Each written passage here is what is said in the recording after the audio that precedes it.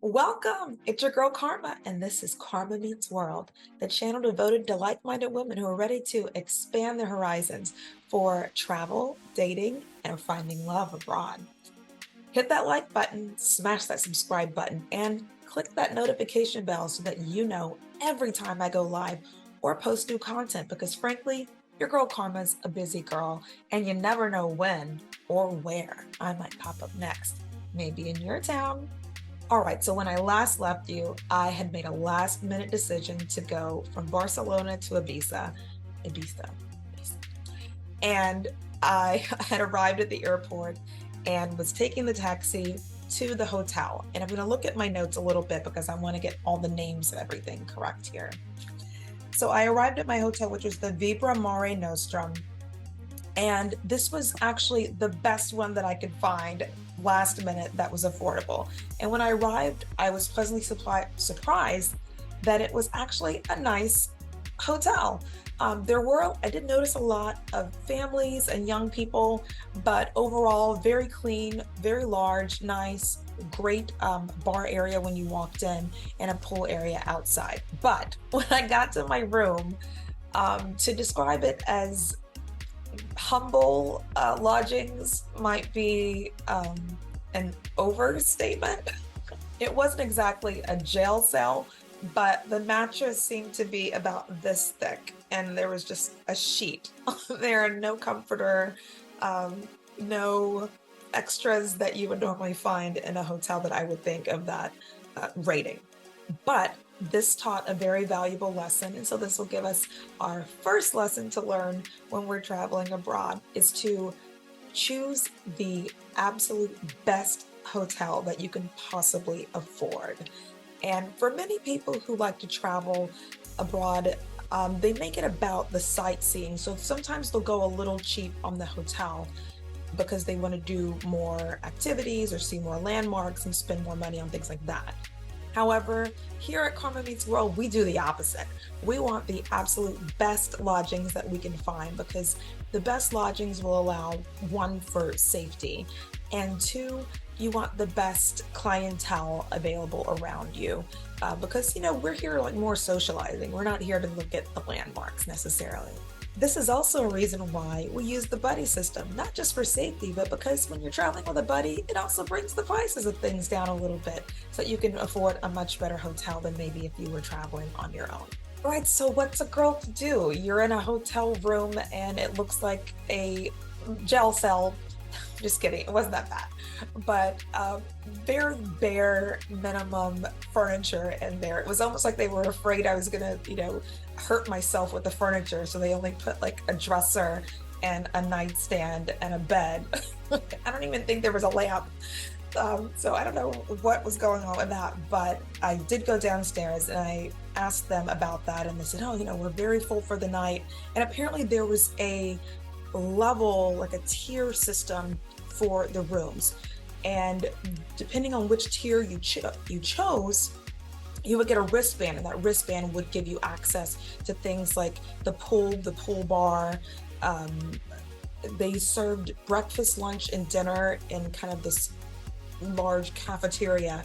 The package that the room that we booked limited us to a certain tier.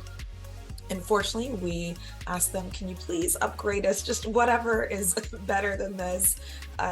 So they had limited availability, but they were able to book us either one or two tiers up.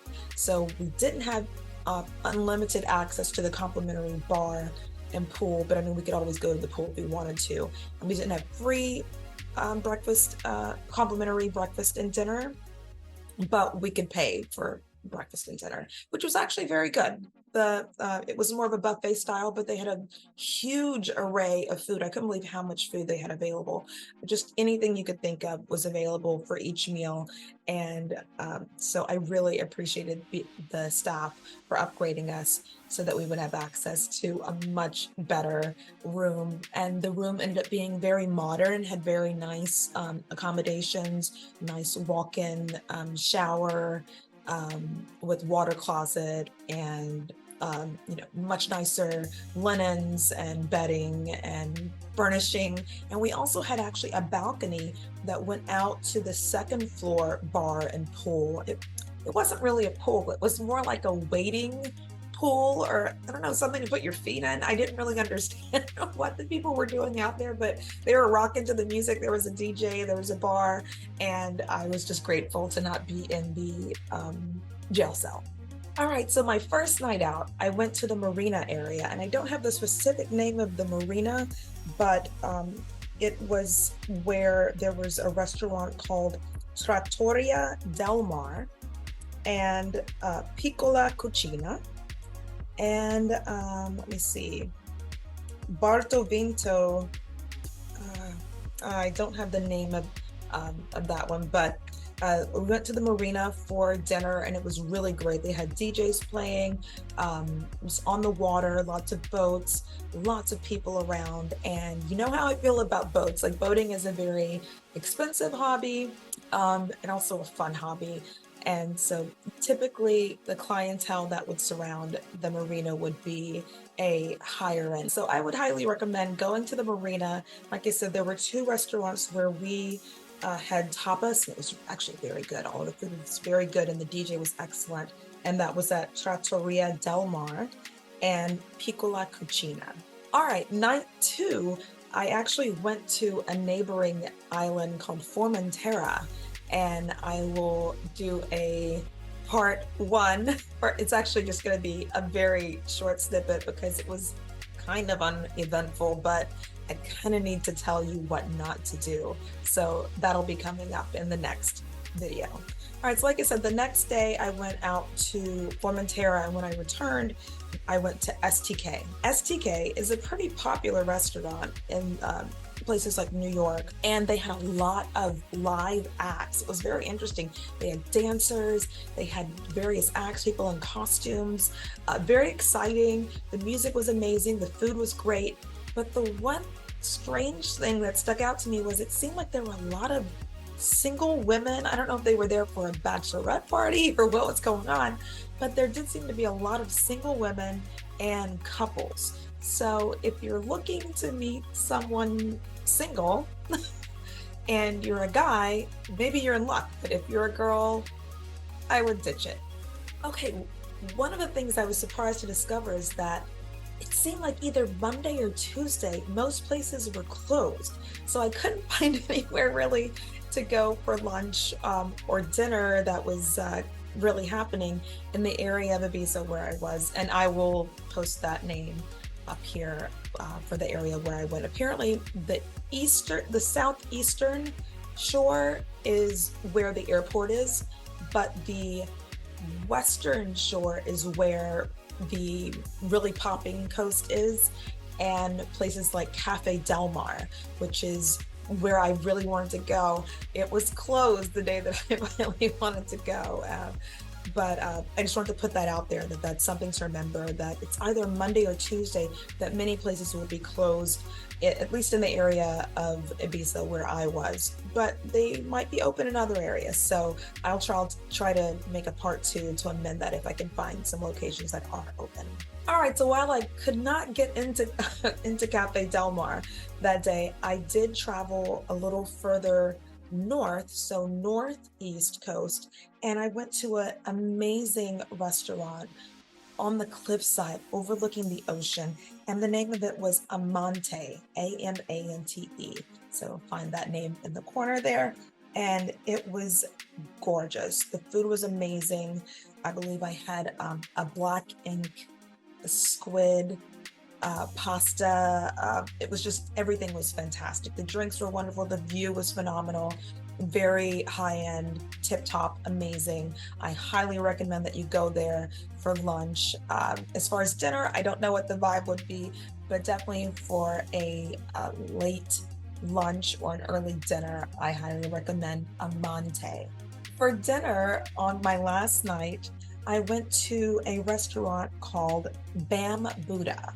And Bambu Buddha is kind of similar to, let's see, Buddha Bar or Tao or Budokan, if you're familiar with any of those restaurants. However, it was very large and had just really beautiful foliage and plants and flowers, and part of it was open air where you could, just see outside and see the sky, and other parts were covered, but just amazing vibe. The music was fantastic, very crowded, so would recommend make a reservation in advance, but fantastic. I give it 5 stars. Like, it was just really wonderful. And this is a Thai hybrid. All right, it's Ibiza, so you have to close out the night hard. And so I closed it out at Club Pasha. And Pasha is one of the most popular clubs in that town.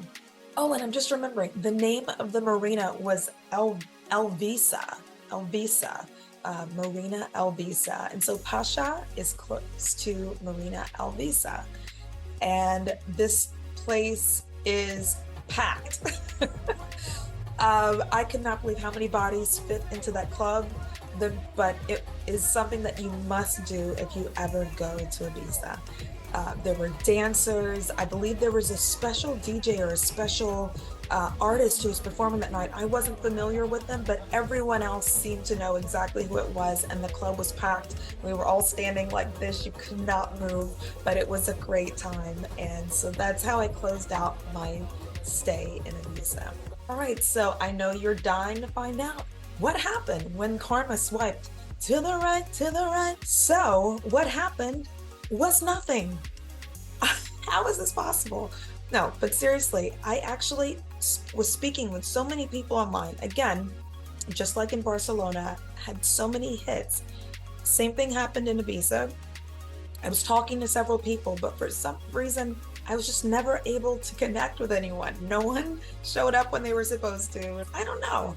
Maybe Ibiza is just a place for people to meet up and dance the night away. Who knows? But as far as the app, which I used there was Tinder, I did not end up meeting anybody from the app this time, but it's your girl Karma, so I still met someone. I think I'm better in person anyway. All right, so I think that'll do it. Thank you so much for tuning in, Passport Queens. And remember, it's a great big world out there. So let's get out there and reclaim our domain. I'll see you next time. Bye-bye.